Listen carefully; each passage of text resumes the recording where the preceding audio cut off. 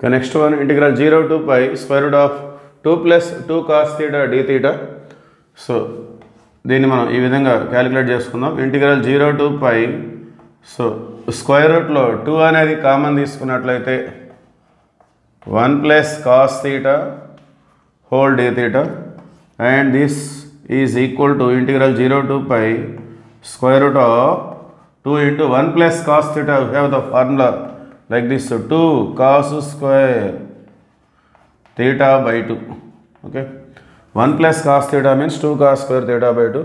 So ఇప్పుడు ఇది 2 square cos square under root 2 square cos square అంటే సో ఒక 2 cos theta by 2 వచ్చేస్తుంది.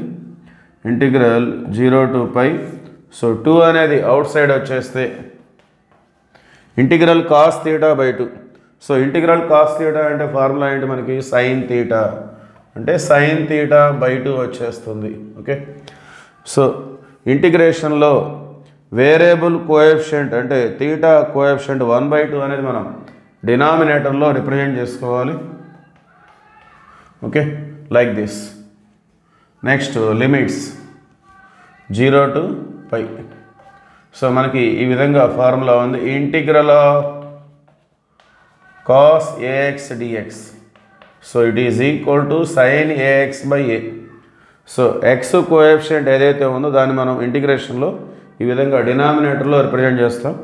So that is the formula. So అదేవిధంగా ఇక్కడ థీటా కోఎఫిషియంట్ 1/2 ఉంది, సో దాన్ని మనం డినామినేటర్లో రిప్రజెంట్ చేసుకోవాలి.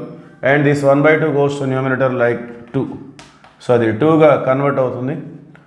సో ఫస్ట్ మనం upper limit sin pi by 2, okay, minus sin 0/2 means sin 0. So this is the formula. So 4 into sin 90 means 1 minus the sin 0 means 0. So 4 into 1 minus 0, which is equal to 4. Okay, that is the answer. Thank you.